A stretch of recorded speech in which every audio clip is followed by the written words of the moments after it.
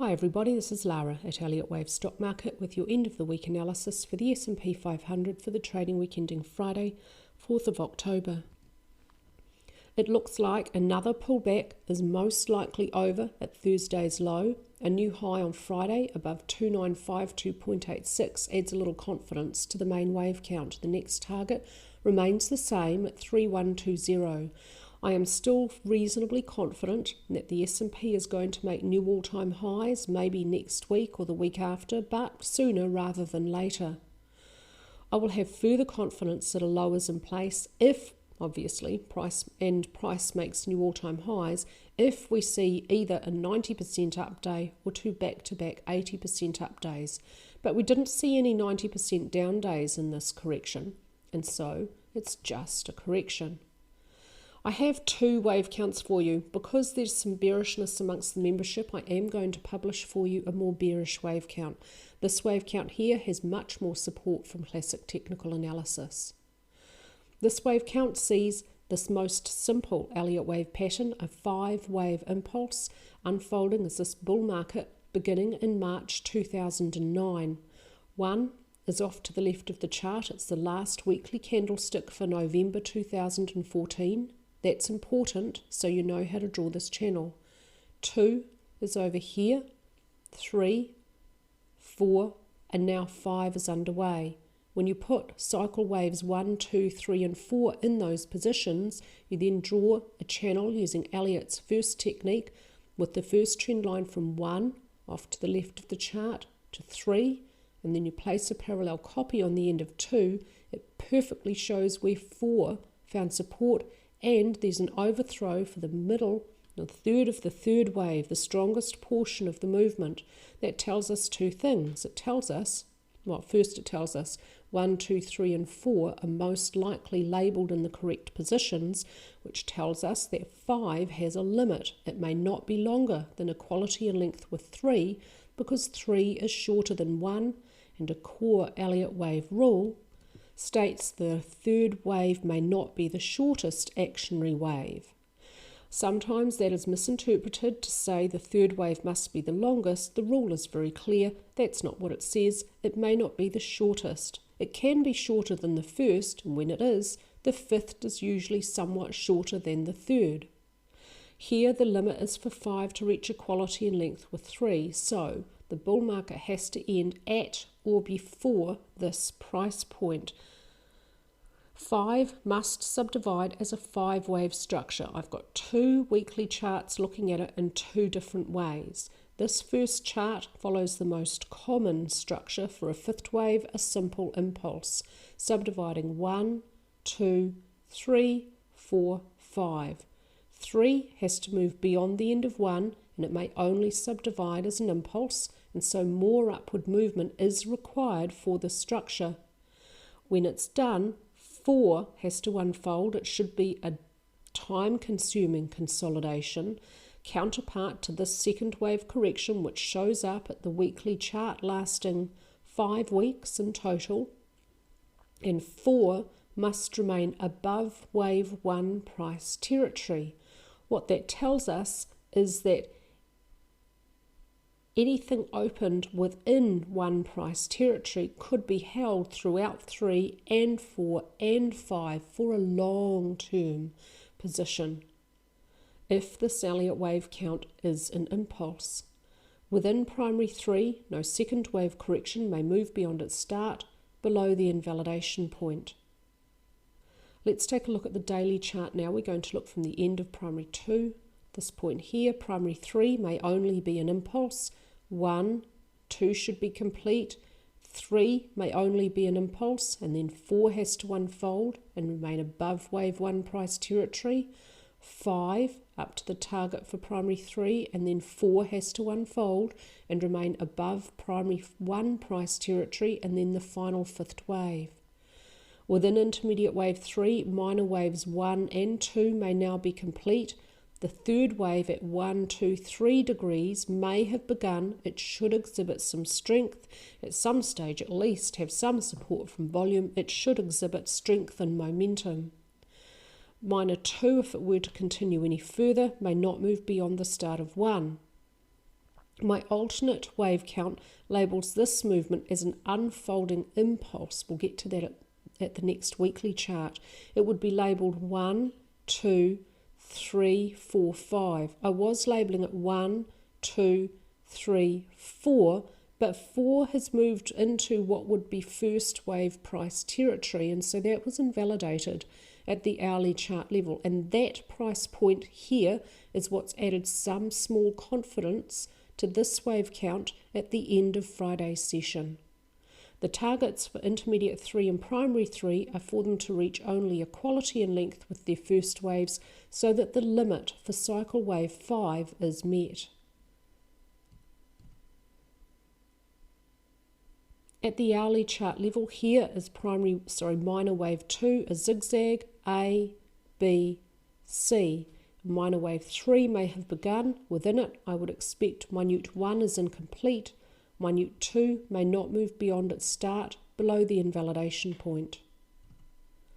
At the weekly chart level, I think for this idea, it's best to view this structure at a weekly chart time frame. This weekly chart is identical to that first weekly chart up to this point here, and now I'm considering the other structural possibility for cycle wave 5. This is a less common structure. This is an ending diagonal. The classic pattern equivalent is a rising wedge. Ending diagonals require all of their subwaves to subdivide as zigzags. The second and fourth waves within them are usually very deep, between 0.66 to 0.81 the depth of the prior wave, giving us a common range for primary wave 2. The rule for primary 2 within a diagonal is it may not move beyond the start of 1 below this invalidation point. When primary 2 is complete, a zigzag for primary 3 would be expected to move beyond the end of primary 1. It would most likely be shorter than primary 1 because because the diagonal is most likely to be contracting for two reasons. They are the most common type, and that would fit within the limit. And then the fourth wave needs to be a deep zigzag and must overlap first wave price territory. And finally, the fifth wave needs to be a zigzag, must move beyond the end of the third. It's extremely unusual for fifth waves of diagonals to be truncated, and it would most likely end with an overshoot of the 1-3 trend line. This wave count remains technically possible. It just doesn't have support this week from classic technical analysis. But if my first wave count is invalidated at the daily chart level, then we could be looking at a deeper pullback, and this trend channel becomes extremely important.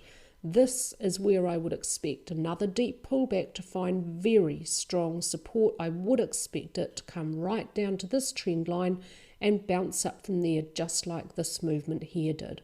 So this is, for the short term, quite a bearish wave count. It wouldn't expect a full bear market, and that primary 2 would not be a 20% or more reduction in market value, but it would be over 15%, so it would be maybe even up to 18%, a fairly decent fall in price. So if your own personal analysis is quite bearish, you may choose to follow this wave count. And I think showing it with these arrows like this on the weekly chart gives you a good idea of the expected pathway of price to end this bull market.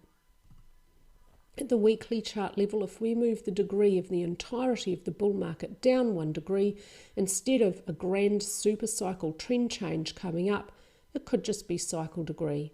When the structure of the fifth wave, whether it be an impulse as labelled here, or even an ending diagonal as I've just explained, when that's complete, then this wave count would expect a bear market for a second wave correction to possibly only be a 20 or so % correction in market value, to be relatively short-lived, whereas my first weekly chart expects an absolutely devastating bear market to follow in a year or so. Okay, let's take a look at this week's classic technical analysis and see why I'm favouring a more bullish outlook for the S&P. This long lower wick on this weekly candlestick is extremely bullish. It's quite long. A lower low and a lower high, downward movement for Friday's session, a slight support from volume pushing price lower. But I'm not too concerned about that. That doesn't necessarily mean that downward movement has to continue. On balance, volume is its support. This support line has 3 or maybe 4 prior anchor points. It's almost horizontal, it's somewhat long held, and so there is some reasonable technical support here. This may assist to halt a fall in price, along with support not being able to be breached at 2875. RSI is neutral. There is room for price again to rise or fall. We have this longer term divergence. This can develop further before we see an end to this bull market. This is not particularly useful as a timing tool. It could be part of the slow topping process, which for this market can take years. ADX is below 15, too low to tell us there's a trend at this time frame. There has been from this low, though, a series of higher highs and higher lows. We've still got higher lows. We didn't quite get the higher high I was expecting back here. That may still happen next week or the week after. MACD is bearish, but it's above the zero line, so not fully so. For the last session here, for Thursday's session, this is a very long or strong bullish lower wick. This completes a piercing pattern. This is a bullish reversal pattern, but it did not have support from volume, and so that's slightly suspicious, although this market has been rising on light and declining volume for years now, and so that is not of a great concern. Friday's candlestick again is quite bullish.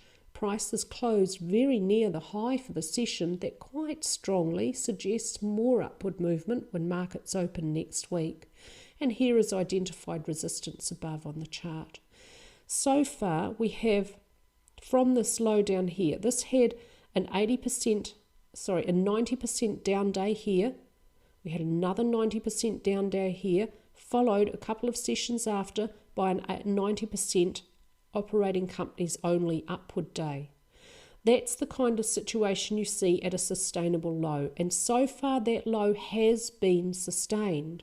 There are no 90% downward days here. This is not a particularly strong pullback, and there are no 90 or 80% upward days yet in upward movement.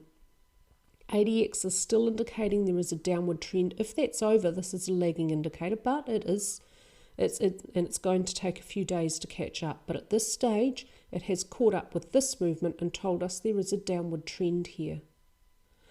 On balance, volume gives us a weak bullish signal at the end of the week. This trend line has a slope, is not long held, and only has 2 anchor points. That's why the signal is weak, but it is bullish. RSI is neutral, plenty of room for price to rise or fall. MACD bearish, but not fully so. And stochastics for this pullback just managed to reach oversold. Price has not been able to break through this support line. That may be the end of the pullback. At the weekly chart level, although we didn't get new all-time highs from price by the smallest of margins, we did get new all-time highs from the AD line, and this quite strongly supports a bullish outlook, and it's this, in conjunction with that long lower wick, that tells me to expect that this is a relatively small counter-trend movement, a normal and to be expected part of market behaviour, because price does not move in straight lines. In a bullish movement, there are pullbacks along the way up, and so far the last lows remain intact. At these highs, not all-time highs for price, there were new all-time highs from market breadth. The rise in price was supported by rising market breadth, and we read the AD line as a leading indicator. Where it leads, price almost always follows. Not always. There's nothing in technical analysis which is 100% certain. I do wish there was, but there just isn't.